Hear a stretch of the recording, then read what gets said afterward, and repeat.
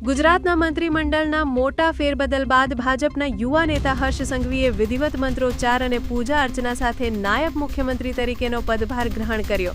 અગાઉ ગૃહ રાજ્યમંત્રી તરીકે સેવા આપતા હર્ષ સંઘવીની નાયબ મુખ્યમંત્રી પદ પર નિયુક્તિ થઈ છે, જે રાજ્યના રાજકારણમાં એક મોટું પગલું છે। ધાર્મિક વિધિઓ સાથે ચાર્જ સંભાળવાની આ પ્રક્રિયા મુખ્યમંત્રી ભૂપેન્દ્ર પટેલના નેતૃત્વ હેઠળની પુનર્ગઠિત સરકારમાં હર્ષ સંઘવીના નવા અને મહત્વપૂર્ણ વહીવટી કાર્યોના સત્તાવાર પ્રારંભને દર્શાવે છે।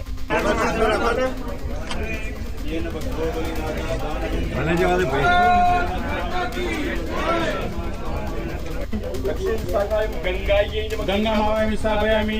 वाम शाखायां यमुनाय नमः। यमुना मावयामि स्थापयामि। दक्षिण शाखायां शंखनिधये नमः। शंखनिधि मावयामि स्थापयामि पूजयामि।